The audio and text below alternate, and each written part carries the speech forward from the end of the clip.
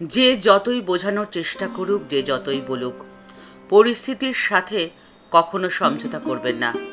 পরিস্থিতির মোকাবিলা করুন এবং পরিস্থিতিকে আপনার নিয়ন্ত্রণে আনুন। আপনি যেন কখনোই পরিস্থিতির নিয়ন্ত্রণাধীন না থাকেন, এদিকে সবসময় খেয়াল রাখুন। কারণ পরিস্থিতি যদি আপনাকে নিয়ন্ত্রণ করে, তাহলে আপনি আপনার সম্মান নিজেই হারাবেন। আপনার জীবনে যতই সংকট আসুক না কেন, সংকটের কালো ছায়াতেও আপনি থাকবেন উজ্জ্বল প্রাণবন্ত। আর পরিস্থিতিকে নিয়ন্ত্রণ করার রয়েছে মাত্র 3টি পথ। কি সেই পথ? আজকের পর্বে সে কথাই আপনাদের সাথে শেয়ার করে নেব। নমস্কার বন্ধুরা, প্রেরণা বাংলা মোটিভেশন চ্যানেলের আজকের পর্বে সবাইকে আমন্ত্রণ জানাই। আশা করি সকলে ভালো আছেন, সুস্থ আছেন। পরিস্থিতিকে আপনার নিয়ন্ত্রণে আনার জন্যে আপনাকে 3টি কথা কিন্তু সব সময় মেনে চলতে হবে। প্রথম, সে নো। আপনাকে না বলতে হবে, কারণ না বলা আপনার মৌলিক অধিকার। আপনার যেটা পছন্দ নয়, যেটা আপনার ভালো লাগে না, সেটাকে আপনি না বলুন। আর এই না বলার মধ্যে কিন্তু কোনো ভুল নেই, কোনো অন্যায় নেই। আর না বলাটা যে কতখানি উচিত, কতটা যুক্তিযুক্ত, তা শ্রীমা সারদা দেবী তার নিজের জীবন দিয়ে বুঝিয়েছেন। যেখানে শ্রীমা সারদা দেবী ঠাকুরের সমস্ত কথা অক্ষরে অক্ষরে মেনে চলতেন, সেখানে তিনিও ঠাকুরকে না বলেছিলেন। শ্রীমা সারদা দেবীর এই না বলার মধ্যে দিয়ে মায়ের ব্যক্তিত্ব প্রকাশিত হয়েছিল। আর ঠাকুরকে না করায়, ঠাকুরের কথা মেনে না নেওয়ায় ঠাকুরও কিন্তু অসন্তুষ্ট হননি, বরং মনে মনে খুশি হয়েছিলেন। তখন দক্ষিণেশ্বরে ঠাকুরের খাওয়ার থালা মায়ের হাত থেকে এক ভক্ত নিয়ে ঠাকুরকে খেতে দেওয়ায় ঠাকুর মাকে বলেছিলেন এমনটা যেন তিনি আর না করেন। ঠাকুরের খাবার যেন মা নিজেই নিয়ে আসেন। ঠাকুরের এই কথা শুনে মা তখন ঠাকুরকে বলেছিলেন তিনি তো নিজেই নিয়ে আসবেন, কিন্তু যদি কেউ মা বলে তার কাছে আবদার করেন, তখন তো সেই আবদার তার পক্ষে ফেরানো সম্ভব নয়। মায়ের এই মৃদু অথচ দৃঢ় নাটি ঠাকুরের কিন্তু অপছন্দ হয়নি, বরং মনে মনে খুশি হয়েছিলেন মায়ের মাতৃভাবের প্রকাশ দেখে। আরও একটি ঘটনা, ঠাকুরের কাছে দক্ষিণেশ্বরে তখন নরেন, রাখাল প্রভৃতি ভক্তেরা থাকতেন এবং ঠাকুর তাদের সাধনার নানান খুঁটিনাটি শিক্ষা দিতেন। ঠাকুর মাকে নির্দেশ দিলেন তাদেরকে যেন বেশি খাবার তিনি না দেন, কারণ বেশি খেলে সাধনায় বিঘ্ন হতে পারে। মা ঠাকুরকে তখন দৃঢ়ভাবে না বলে বললেন তিনি তা কখনো পারবেন না। সন্তানদের অর্ধভুক্ত রাখা তার পক্ষে তো সম্ভব নয়। মায়ের এই নিষেধ, মায়ের এই নার শক্তি এতটাই বেশি যে বেলুর মঠের জমি বিক্রয় সিদ্ধান্তটা বন্ধ হয়ে গেল। বেলুর মঠে প্রচলিত হলো না বলি প্রথা। পরিস্থিতির মোকাবিলা করতে হলে, পরিস্থিতিকে নিজের নিয়ন্ত্রণে রাখতে হলে, তাই আপনাকে সঠিক সময় না বলতে শিখতে হবে। নায়ের শক্তি হ্যাঁর শক্তির থেকে অনেক বেশি শক্তিশালী। সব সময় সব কিছু মেনে নেবেন না, অন্যায় আবদার কখনো মেনে নেবেন না। দ্বিতীয়, আপনাকে যে কথাটি মেনে চলতে হবে সেটি হলো আশা না রাখা। কারোর থেকে কিচ্ছু এক্সপেকটেশন রাখবেন না। সকলের মনের একটা সুপ্ত আশা থাকে যে আপনি যেহেতু সকলের দুঃখে বা সকলের বিপদে তাদের পাশটিতে থাকেন, তারাও আপনার অসময় আপনার পাশে থাকবেই। আপনার এই আশা, আপনার এই এক্সপেকটেশনই কিন্তু আপনার জীবনে দুঃখ ডেকে নিয়ে আসবে। আপনার এই এক্সপেকটেশন আপনার মনকে অশান্ত, অস্থির করে তুলবে। গীতাতে অর্জুন ভগবান শ্রীকৃষ্ণকে প্রশ্ন করছেন, আমরা আমাদের চঞ্চল মনটিকে শান্ত, সংযত করার যতই চেষ্টা করি না কেন, কিছুতেই কেন তা পেরে উঠি না, এর কি উপায় রয়েছে? উত্তরে ভগবান শ্রীকৃষ্ণ তার সখা অর্জুনকে বলছেন এর 2টি উপায় রয়েছে। প্রথমটি হলো অভ্যাস। লক্ষ্যে পৌঁছানোর জন্য নিয়মিত সাধনা করে যেতে হবে। আর দ্বিতীয়টি হলো বৈরাগ্য।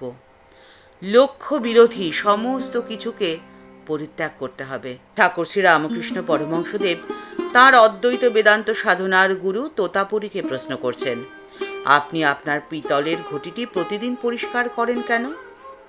উত্তরে পুরীজি ঠাকুরকে বললেন, তা না করলে এতে যে ময়লা ধরে যাবে। এই হলো অভ্যাস। রোজ ঘটিটিকে মেজে ঘষে যত্ন করে রাখা দরকার, যাতে ধাতুর ওই পাত্রটি তার মৌলিক রূপটি বজায় রাখতে পারে। আপনারও রয়েছে একটি মৌলিক রূপ, একটি স্বাধীন সত্তা। পরিস্থিতি বা পরিবেশের চাপে আপনি সেই সত্তাটিকে গোপন করে রেখেছেন। তার ওপরে পড়ে গেছে অনেক ময়লা, অনেক ধুলো। আপনাকে প্রতিদিন অভ্যাসের মধ্যে দিয়ে সেই ধুলো, সেই ময়লাকে সরিয়ে দিতে হবে। আপনার মৌলিক সত্তাটিকে বের করে আনতে হবে। পরিস্থিতিকে আপনার নিয়ন্ত্রণে রাখার জন্যে তৃতীয় যে কথাটিকে আপনাকে মেনে চলতেই হবে সেটি হলো ইচ্ছা শক্তিকে বাড়িয়ে তোলা। আপনি যদি আপনার ইচ্ছে শক্তিকে বাড়িয়ে তুলতে না পারেন, তাহলে পরিস্থিতিকে কখনোই আপনি আপনার নিয়ন্ত্রণে রাখতে পারবেন না। আপনি পরিস্থিতির নিয়ন্ত্রণে হয়ে যাবেন এবং পরিস্থিতি আপনাকে যেভাবে চালাবে আপনি ঠিক সেভাবেই চলবেন। আপনি হয়ে যাবেন কাঠের পুতুল মাত্র। আপনি হারিয়ে ফেলবেন আপনার মৌলিকত্ব, স্বাধীন চিন্তা, স্বাধীন ভাবনা। ডানা মেলে উঠতে পারবেন আপনার স্বপ্নগুলো। চাপা পড়ে যাবে অন্ধকারের অন্তরালে। আমাদের অভ্যাসের পরিবর্তন, নতুন অভ্যাস গঠন এবং বদ অভ্যাস বর্জন, এই সবের জন্য প্রয়োজন আমাদের ইচ্ছে শক্তির বিকাশ।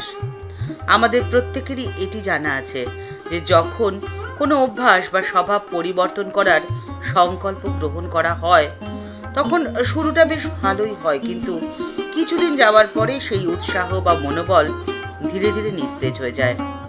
আমরা মাঝপথে ইস্তফা দিয়ে সেই পুরনো জায়গায় ফিরে আসি। কিন্তু কেন এরকম পরিণাম হয়? এই প্রশ্নটাই করেছিলেন গীতাতে ভগবান শ্রীকৃষ্ণকে সখা অর্জুন।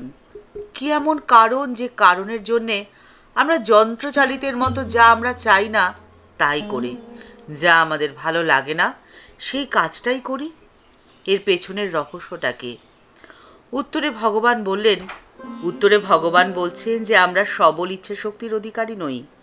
আসলে আমাদের ইচ্ছে শক্তি হলো আমাদের আভ্যন্তরীণ সংক্রমণ রোধক ক্ষমতা বা ইন্টারনাল ইমিউনিটি। আর অন্যদিকে ভোগ ইন্দ্রিয় বিষয়গুলো হলো আমাদের প্রলোভন স্বরূপ। তারা আমাদের ওই ইমিউনিটি সিস্টেমকে আক্রমণ করে বা আমাদের ইচ্ছে শক্তিকে ধীরে ধীরে গ্রাস করতে চায়। এখন প্রশ্ন হলো যে কিভাবে আমরা এই ইচ্ছে শক্তির বিকাশ ঘটাতে পারি। আমাদের শাস্ত্র বা আমাদের নিজেদের অগণিত বাস্তব অভিজ্ঞতা এটাই শিক্ষা দেয় যে আত্মসংযম এবং নিয়মানুবর্তিতার অনুশীলন, এই দুটোর মধ্যে দিয়েই ইচ্ছে শক্তির বিকাশ সম্ভব। এছাড়া আর অন্য কোনো উপায় নেই। যে আদর্শ স্থাপন করে গেছেন শ্রীমা সারদা দেবী স্বয়ং। শ্রীমা সারদা দেবী সম্পূর্ণ জীবন যারা অধ্যয়ন করেছেন তারা জানেন শ্রীমা সারদা দেবী বিভিন্ন স্থানে বিভিন্ন সময় তার জীবন কাটিয়েছেন, কিন্তু তার নিয়মানুবর্তিতা অনুশীলনে এতটুকুও ভাটা পড়েনি। দক্ষিণেশ্বরের নহবতের ওই অতটুকু ঘরের মধ্যে শ্রীমা দীর্ঘ 12 বছর কিভাবে কাটিয়েছেন ভাবলে সত্যি আশ্চর্য হতে হয়। পরিস্থিতিকে কিভাবে নিয়ন্ত্রণে রাখতে হয় তার প্রকৃষ্ট দৃষ্টান্ত স্থাপন করে গেছেন মা স্বয়ং। ঠাকুরমা ও স্বামীজির চরণে প্রণাম জানিয়ে আজকের পর্ব এখানেই শেষ করলাম। দেখা হচ্ছে পরের পর্বে।